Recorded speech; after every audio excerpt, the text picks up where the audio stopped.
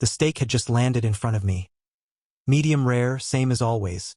When Chelsea cleared her throat and tapped her wineglass with the back of her fork, it made that sharp, hollow ting that cut straight through a room. I looked up, half smiling, about to raise mine for the toast.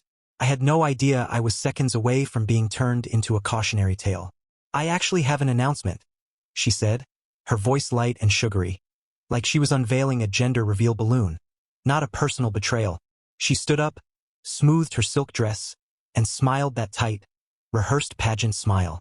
My friends, my colleagues, even my godfather. Every head turned toward her, expecting something heartwarming. I was seconds away from thanking them all for coming, for supporting my next chapter, for celebrating the fact that my late father's board had just voted me in as legacy trustee. Instead, I watched my wife of 8 years calmly commit social homicide.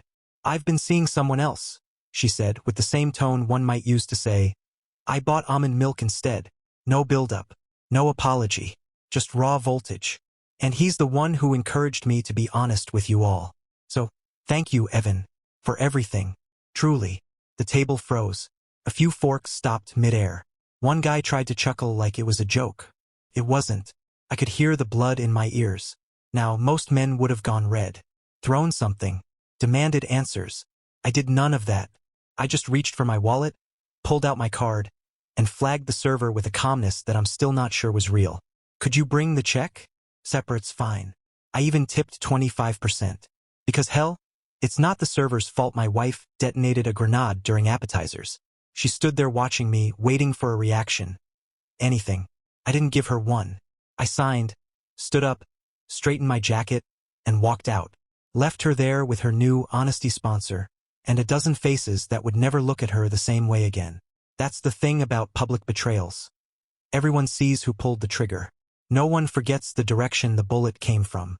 And if you're still here, listening, more than 97% of you aren't subscribed yet. If you are one of them, tap that button. It motivates the team more than you know.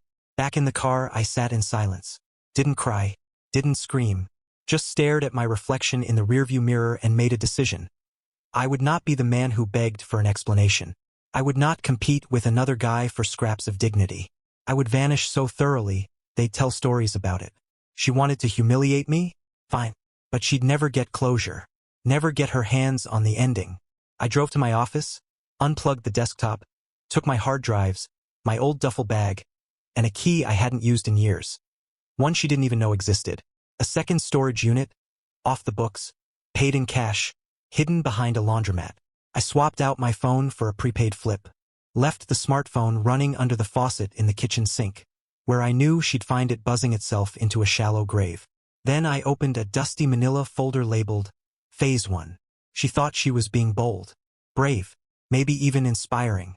But what Chelsea never realized is this. I never made moves emotionally. I always played long. And the first long play started over a year ago. The house was dead quiet at 4:13 a.m. The same walls that once echoed with jazz on lazy Sundays now just watched. Judged.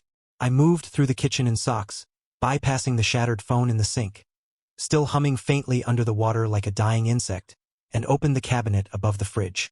Most people store pasta or batteries up there. I kept a key. Old, rusty, wrapped in a rubber band. It didn't open anything in our house. That was the point. The duffel bag was already packed, had been for months. Not out of paranoia, just instinct. One pair of boots, a backup drive, a burner laptop, for bundles of cash totaling $40,000. Cash Chelsea never knew existed, because it was pulled from dividends of a pre-marriage LLC she once joked about as your dead dad's ghost company. Funny how ghost companies sometimes come back to haunt the living. I slid into my truck. Yes, I kept the '98 Tacoma and drove 27 miles west to a storage unit I'd opened under a forgotten alias. Same name I used in undergrad to get around parking permits. Inside, a fully intact identity, like a new skin just waiting to be zipped up. I didn't need it yet, but it felt good knowing it was real, that I existed somewhere else, untouchable. By 6:10 a.m., I was checked into a roadside motel with a fake name and a toothbrush from a vending machine. The mattress squeaked like it had trauma. The window view was of a dumpster and a broken shopping cart. Perfect. Nobody looks for you in places that smell like mildew and 2-for-1 cigarettes. Then I made one call. Just one. Harvey Beckman, I said when he answered groggily. Jesus, Evan, you still owe me. He didn't argue, didn't even ask why. Just said, you in trouble? No. I'm finally in motion. By noon, 3 documents were in motion. A full resignation from the Weston Foundation, sent by certified mail and signed in the name of the successor I handpicked. A legal reactivation of the dormant Beckman Morris LLC, and a transfer of its accounts to a newly formed trust based in Oregon. A state where trusts don't have to list beneficiaries on public record. And guess who controlled that trust? Not Chelsea. I wasn't just disappearing physically. I was burning footprints as I went. There was one moment that almost cracked me. Just one. I'd stopped at a diner outside town, ordered black coffee and eggs I didn't touch. Across the booth, a dad was helping his kid color inside the lines. I watched the little girl laugh, her hair in pigtails. Then she called him Dad in that way kids do when they still think you're invincible. Chelsea and I had tried once. Miscarried. She stopped trying after that. I kept hoping, stupidly, until hope became another unpaid invoice. I left a 50 under the mug and walked out. That night, I slept on the floor of the storage unit. Just me and my bag and a folder of paperwork that would soon unspool into something much larger than revenge. This wasn't about hurting her. It was about erasing the version of me she thought she had the right to break. The next morning, my assistant at the foundation received a resignation letter with my signature and a note. Effective immediately, delegate all affairs to Marcus Shaw. No inquiries, no follow-ups. This is permanent. Chelsea wouldn't hear about it for days. And by the time she did, I would already be gone from every system, every asset, every platform that once made me traceable. I wasn't hiding. I was subtracting. And there's a difference. Chelsea always did love the camera. She posted the video just 2 days after the dinner incident. Perfectly lit, perfectly dressed, soft background music playing like she was narrating a TED Talk about personal growth instead of publicly detonating her marriage. She titled it, Honesty, Healing, and Hard Conversations. The thumbnail was her holding a mug that said, Evolve. Her tone? Tranquil, patronizing, like she'd just come back from a yoga retreat instead of nuking a man's life over the appetizer course. It was a difficult decision, she said to the lens, eyes glassy but dry. But sometimes we outgrow roles, labels, expectations. Evan and we were no longer aligned. And someone came into my life who helped me see that I was living a version of myself curated by comfort, not by truth. She used words like journey, vulnerability, and empowerment. Not once did she say betrayal. Not once did she say affair. In fact, she never even called it cheating. Just an awakening. A few people in her little circle of performative wellness clapped. Comments like, thank you for showing us what real bravery looks like rolled in. Mostly from other women who'd never met Evan. Never seen the look on his face when Chelsea chose to awaken on his dime, in front of his future. But the applause didn't last. The foundation's social page went dark. People noticed. One donor posted, Hey, where's Evan? He was supposed to speak at the mentorship gala this week. Another asked why the donation portal was down. The gala itself was postponed indefinitely. When she tried to comment, Evan is taking a well-earned sabbatical. Someone replied, Did he know that? And then things started feeling off. She called his office. Disconnected. Emailed his assistant. No reply. Reached out to his cousin, who used to live in Seattle, voicemail full. She even tried messaging Marcus Shaw, the successor Evan named in the trust filing. Marcus sent back a single-line email. Please direct all future questions to the board's legal counsel. Per Mr. Elwood's instructions, I will not be engaging in personal matters. That's when her tone began to wobble. She called the police. Not to report a crime. Oh no, that would be admitting she had no control. She filed a wellness check. Said she was concerned. Said he hadn't come home, hadn't shown up to work, and maybe he was in emotional distress. The officer who called her back sounded bored. Ma'am, we found his car at a commuter lot off 405. Locked. No signs of foul play. No one matching his description has checked into any hospitals. And frankly, a grown man not wanting to be found isn't illegal. That part must have stung. She didn't post another video, but she did make a few subtle changes to her profile. The bio line that once said wife, advocate, seeker, was changed to in transition. The comments under her old posts were quietly turned off. And the Instagram stories? Gone. By week 2, she'd started calling old mutual friends. Not to ask how Evan was, just to gauge the room, to check if anyone had seen him. Most didn't answer. One who did, a former groomsman, hung up the moment she said his name. And that was the first crack. The moment she realized Evan wasn't hiding from her. He had evaporated around her. She stood in front of the bathroom mirror that night, freshly toned, highlighter still on her cheekbones, and whispered to no one, "He'll come back. He always does." But this time the mirror didn't nod. Because for the first time in her curated, filtered, always in control life, Chelsea was not holding the narrative. And the silence? It was not accidental. It started with a login error. Chelsea was sitting on the edge of the bed. Their bed, although now it just smelled like overpriced candles and the fake masculinity of her new partner's cologne, when she tried to check the joint estate account. She wasn't panicking.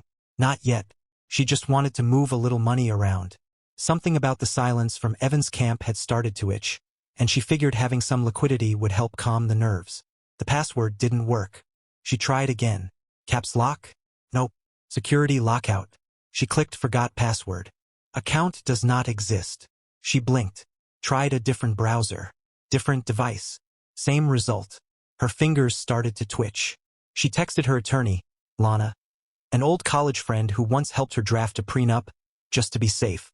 "Hey, quick thing, can you check on the Weston Estate account? Something's wrong on my end." 20 minutes later, Lana called. No pleasantries. Just the words, "Chelsea, sit down." The account was gone. Not closed. Absorbed. The Weston Estate no longer existed in its original form. Its assets, liquid and otherwise, had been transferred 6 months ago into something called the Driftwell Foundation, a private charitable trust with a board consisting of 3 members. Chelsea was not one of them. Evan, however, held the singular tie-breaking vote on all decisions. The trust bylaws were airtight. No one could touch the funds unless they met 2 conditions. They were part of the original formation charter, and they had no active or historical breach of moral clause tied to the union that founded the trust. Chelsea's voice cracked. "What clause?" Lana was silent. Then, "The prenup.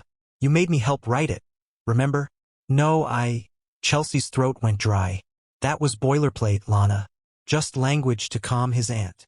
Lana sighed. Page 14. Clause 6C. It activates upon substantiated infidelity. You signed it. And Evan... She paused. Evan notarized his witness copy with time-stamped evidence. This wasn't emotional, Chels. He planned this. He buried this clause a year ago. That was when the panic hit. She slammed the laptop shut, grabbed her phone, and called Evan's old CPA. Straight to voicemail. She called the foundation's office line. Disconnected. She tried her luck on LinkedIn, found a junior accountant who once praised Evan in a comment, and messaged him directly. The reply came 5 minutes later.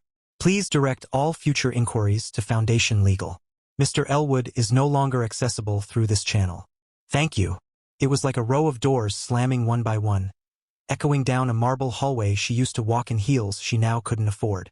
She went to the bank in person, waved her ID like a weapon, demanded to speak to a branch manager. The man sat her down gently and pulled up what little he could still access. The trust was real. The assets were real. The withdrawal logs, frozen. The ownership, sole control. She hissed. "But we were married." The manager glanced at the screen again. "Not legally anymore." "What?" He turned the monitor slightly. "A dissolution was filed 4 weeks ago. Based on a clause in your prenup, the act of verified infidelity served as immediate grounds for unilateral dissolution. Effective on submission. It's rare but technically valid. The paperwork had been filed. Clean. Elegant. Irrevocable." Chelsea staggered out into the parking lot, her face burning. This wasn't a reaction. This was a trapdoor that had been waxed and primed and waiting. She thought she was dropping a bomb. But Evan had rigged the building with silent charges a year before. And now the floor was gone. Chelsea always assumed loyalty had an expiration date. That friends were just proximity on autopilot. That people moved on. But this silence was different. It wasn't distance. It was deliberate. And it was suffocating. She started light. Casual texts to Evan's old friend group, the ones who used to come over on game nights or host wine tastings that she pretended to enjoy. "Hey, haven't seen you in forever. Brunch sometime." No response. Not even a thumbs up. She messaged Paul, the one who always flirted a little too openly. Surely he'd crack. His reply was curt. Not interested in the fallout. Good luck. Fallout. That word lingered like perfume in a locked room. Next, she reached out to Evan's mentor, Dr. Llewellyn, the man who once toasted their engagement with a 40-year Glenlivet and called her sharp as a tack, dangerous as a scalpel. She emailed his university address. It bounced. Website said he'd retired. She tried calling his office voicemail in Spanish. When she finally reached his former assistant, the woman chuckled and said, "He moved to Spain 2 months ago. No forwarding address. Sorry. Moved to Spain. Just like that. Vanished just like Evan." Even his cousin, Nate, the photographer who once crashed on their couch for a month, claimed he hadn't spoken to Evan in ages. His tone on the phone was wooden, like every word had been cleared by a lawyer. When Chelsea pushed, "Come on, Nate. I'm not the villain here," he exhaled sharply. "You think he's mad because of the dinner, Chelsea? That's not it. That was just the finale." "What does that mean?" Click. She threw her phone across the bed. Next stop was the foundation office. She dressed the part, professional, contrite, non-threatening. She walked in expecting familiarity, but the receptionist, new face, new tone, looked her up and down like she was selling timeshares. "Chelsea Elwood," she said. The woman tilted her head. "Do you have an appointment?" "No, but was on the advisory board." Pause. "The kind you can't unhear. There's a reason you're not anymore." Chelsea stiffened. "Excuse me, ma'am. I've been instructed to notify security if you attempt to enter without clearance. If you'd like to leave your contact details, we can forward them to the legal team." "Security. Legal team." She stepped backward so fast she nearly knocked over a magazine stand. Outside, in her car, she tried to breathe, but her hands were shaking. Not from fear, from realization. He hadn't just left. He hadn't run. He'd scrubbed her. Emails once shared now returned errors. Dropbox folders were gone. Even old mutual connections on LinkedIn began vanishing, one by one. The wedding photos she used to tag him in, his name was unlinked, deactivated, as if Evan Elwood had been a dream, and she'd woken up alone. At a dinner party 2 weeks later, her first social event since the implosion, someone clinked a glass and made a joke about ghosting with spreadsheets. Everyone laughed. Chelsea forced a smile. But a woman across the table, someone she didn't recognize, leaned in. "You're Chelsea, right?" "Yes," she said cautiously. The woman sipped her wine. "There's a whole subreddit about your husband. Disappeared. Moved assets. Started over. It's like watching a man full-time."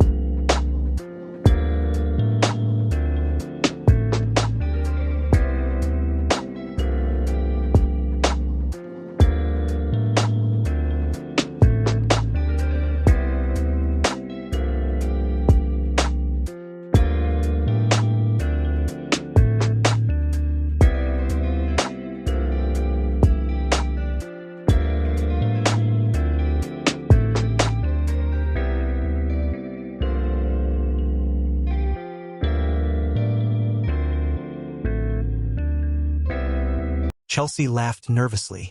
"Reddit makes everything sound dramatic." The woman didn't smile. "No, it's impressive. You don't see that level of discipline often." Chelsea sat frozen. Not from the story, but from the way the woman said "your husband." Present tense. As if Chelsea was still part of the story. But she wasn't. She wasn't being ignored. She was being redacted. Removed. Layer by layer. It wasn't just that Evan had disappeared. It was that, in the new version of his world, she'd never existed at all. It had been 3 years. 3 years of silence louder than any argument, colder than any slammed door. 3 years of headlines moving on, of mutual friends having babies and divorcing and moving to Vermont or Austin or Bali. 3 years of Chelsea pretending, publicly at least, that she was fine. Better even, that she was writing a book, launching a consultancy, rediscovering herself. But the truth? She was circling, not healing, not moving on, just orbiting a space that no longer acknowledged her existence. Until the magazine. It wasn't a top-tier publication. Not GQ, not Architectural Digest. Just a niche coastal lifestyle spread someone had left on the table at a coffee shop in Savannah, where Chelsea was pretending to write her memoir. She flipped through it absent-mindedly, looking for photo layouts to mimic colors, balance, tone, until she landed on a 2-page spread titled The Driftwood Whisperer. She stopped breathing. There he was, half in profile, half in shadow, sculpting a curved wall of driftwood along a dune. He looked different, older but not aged, sun-kissed, beard peppered with gray but trimmed like it had purpose. He wore a worn canvas apron. Hands were rough. His body looked leaner. His eyes, though mostly hidden by aviators, still had that same intensity. The byline read, E. Rowan, artist, sculptor, minimalist. Not Evan Elwood, just E. But she knew. The article spoke in romantic tones. How he never gave his full name. How his work appeared suddenly along beaches and vanished just as fast. How he rarely spoke to press. How he bartered pieces with locals, sometimes for bread, sometimes for boat parts. How he refused to talk about his past. One line stood out like a knife. I had to disappear to see clearly. Chelsea read it again and again. Her hands started shaking. She left the coffee shop without paying, got back to her rental and pulled the curtains like someone was watching. For the next 6 hours, she scoured everything. Reverse image searched the photo, tracked the byline of the journalist, who apparently hadn't been able to confirm anything about Evan's background beyond the coastal art. The location, vaguely listed as a secluded stretch of eastern seaboard. But one blurry photo in the background showed a familiar ridgeline. She cross-referenced it with old hiking maps. It matched a region in North Carolina, a place he once mentioned when they were still pretending to be in love. By 10:04 p.m., she had a plane ticket. Wilmington, one way. That night, she stood in front of her mirror for the first time in months, studying her own face. The skin was thinner now, the crow's feet real. She whispered aloud, as if practicing. Hi, Evan. I didn't expect, no. Too rehearsed. Evan. I read something, no. Too obvious. She tried again. I missed you. That one hurt to say, because it was true. She tried to sleep but couldn't. Dreams kept twisting, versions of him turning away, of him looking past her like she was fog on glass. She woke up in a sweat, packed a single carry-on, and stared at her passport for 10 minutes, even though she wasn't leaving the country. When she boarded the flight the next morning, she wore sunglasses and a hoodie, like someone in a witness protection program. She kept the magazine folded in her bag, the page dog-eared, not because she needed the photo, but because it reminded her what he looked like now. Free, not bitter, not ruined, not lurking in the shadows of their old life. He wasn't trying to get even, wasn't posting cryptic quotes. He wasn't trying at all. He had simply become something else. And that terrified her more than if he'd disappeared completely. Because men who disappear can be found. But men who transform, they don't come back. The sand was cold beneath her sandals, gritty and soft in that way only dawn beaches can be. Still untouched, still honest. The sun hadn't fully risen yet, just a pale burn bleeding across the horizon like someone had smeared gold with their thumb. And there he was, alone. Exactly like the article said. No entourage, no cameras, just a man crouched near the tide, assembling long, silvered strips of driftwood into something that looked like the skeleton of a whale mid-breath. His hands moved slowly, deliberately, looping twine through sea-worn grooves, pressing pieces together like he was mending something the ocean had tried to forget. Chelsea stood 20 feet behind him, unsure how to breathe. He hadn't heard her footsteps, or maybe he had and didn't care. Maybe he just knew who it would be. She waited for the right moment, the right angle. There wasn't one, so she said his name. Evan. He didn't startle, didn't jerk around like a man surprised. He just straightened slightly, stood slowly, and turned his head. His face caught the light just enough for her to see it all, the beard trimmed, the cheekbones sharper, the lines around his mouth deeper. And his eyes didn't carry hate. Worse, they carried nothing. "Hi," she said, forcing the syllable through the lump in her throat. He didn't reply, just looked at her like she was a painting he didn't remember hanging. Not angry, not afraid, just confused why it was there at all. She took a step forward. "I've missed you." A long pause. He didn't blink, didn't flinch. Then finally he spoke. "You missed the version of me you thought you'd always own." His voice was lower now, less polished, like someone who hadn't needed to soften anything for a very long time. She swallowed. I didn't expect you to be alive? Whole? Unruined?" She shook her head, eyes stinging. "To look like this, like nothing happened." He chuckled. Dry. No mirth. "Oh, something happened. It just happened to you." Her mouth opened, then shut. What could she say? That she was sorry?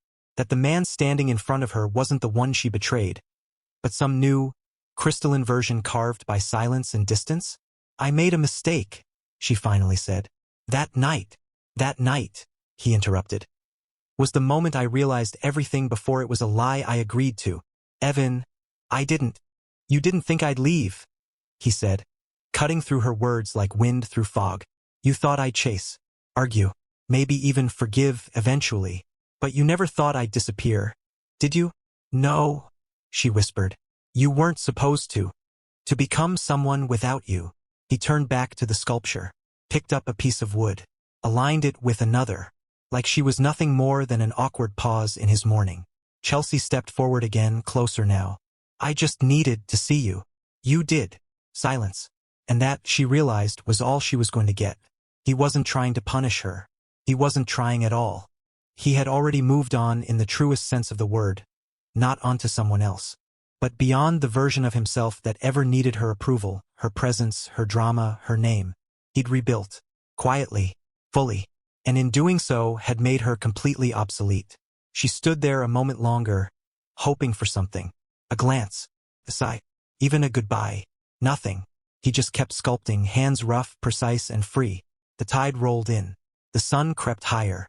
And Chelsea just stood in the rising light, trying not to break. Because in front of her was the proof of the one thing she couldn't control. The man she shattered didn't shatter. He shed.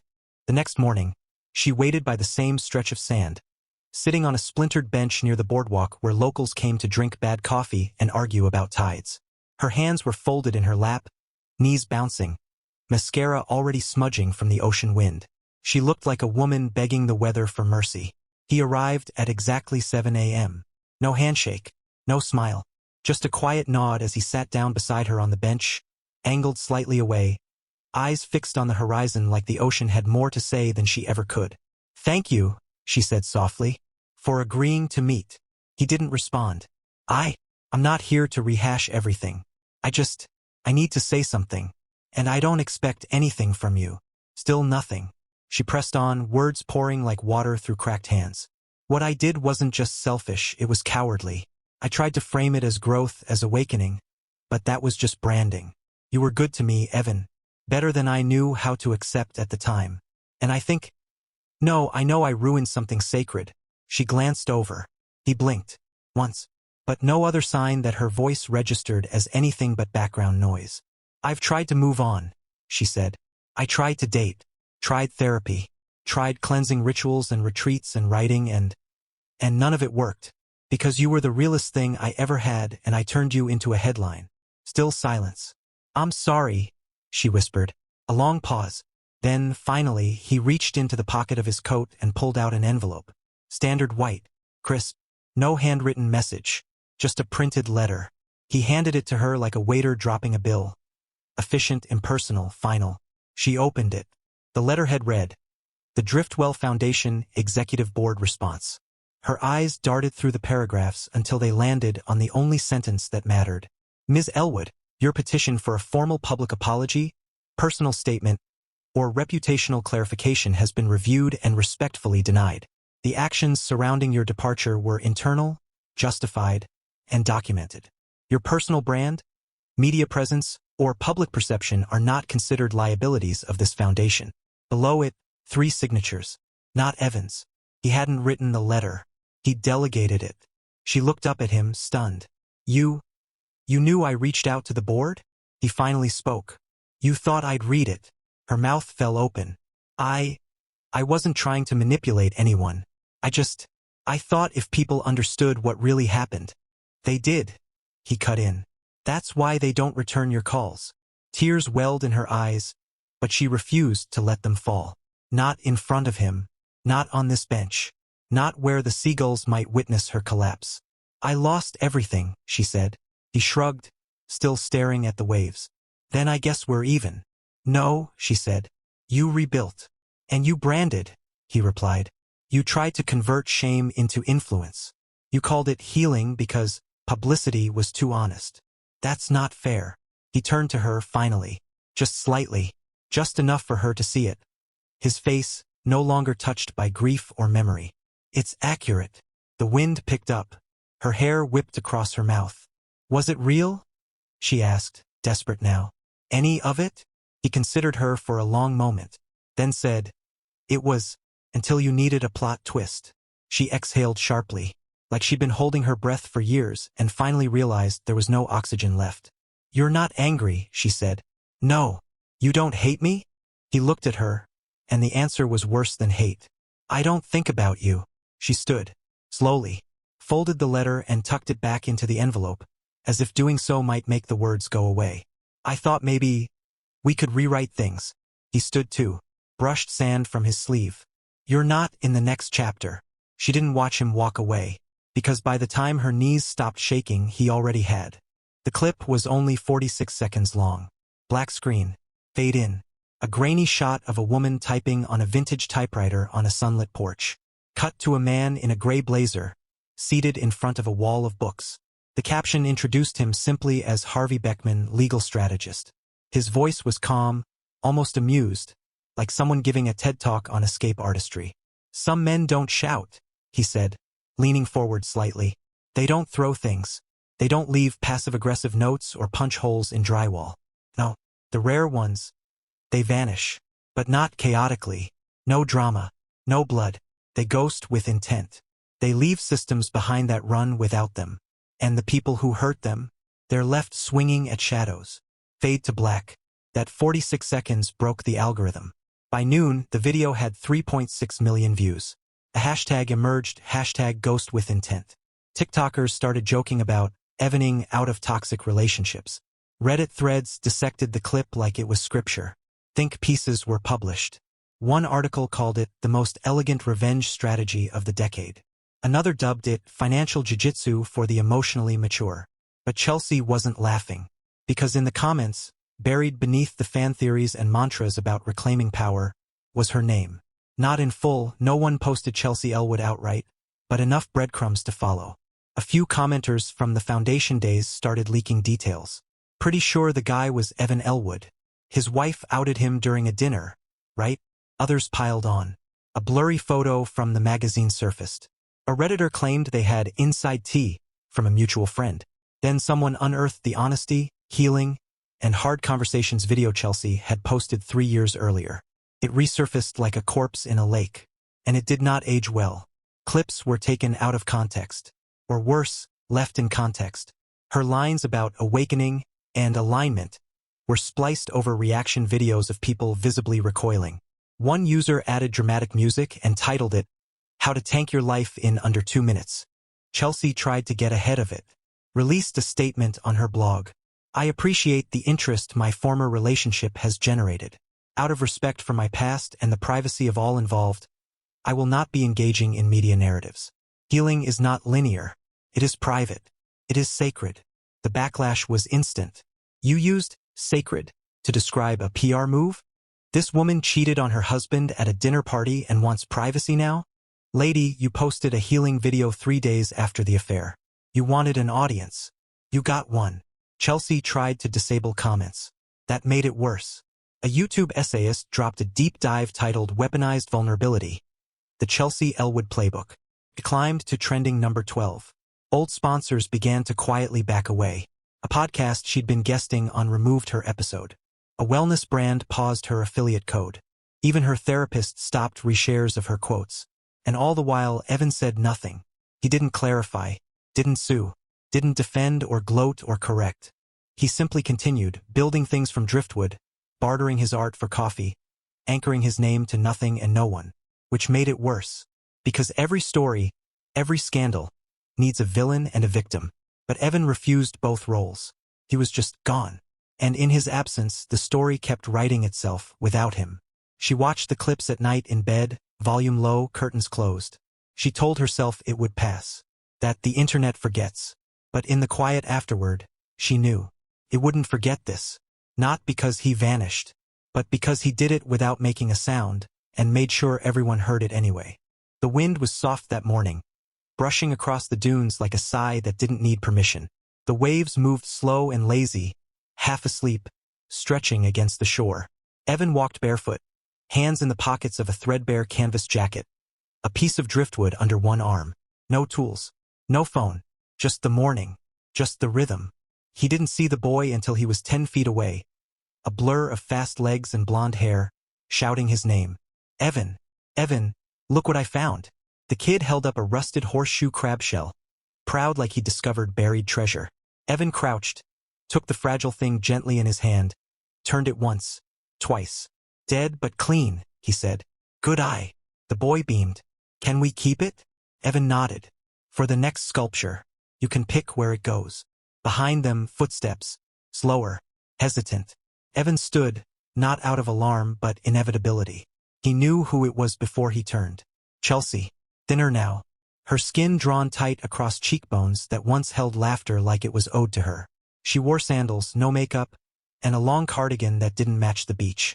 Her hair was pulled back, but loose strands clung to her face in the wind.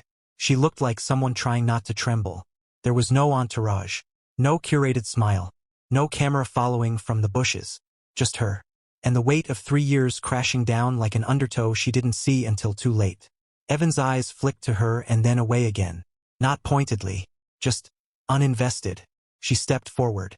I didn't know you were here today, she said, voice hoarse from disuse or regret.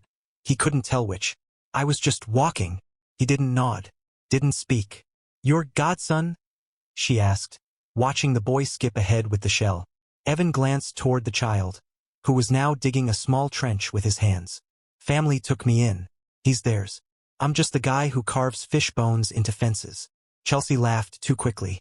You always say things like that, understated, like they don't mean anything.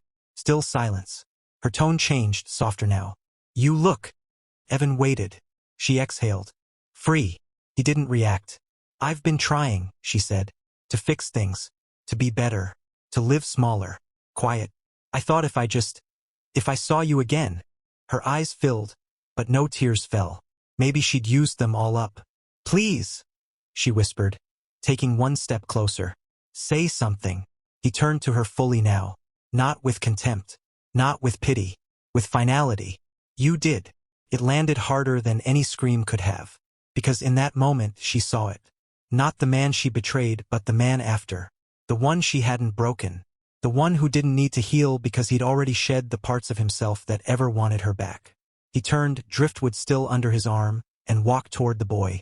Chelsea didn't follow. Couldn't. Because nothing about the man in front of her belonged to her anymore. Not the name.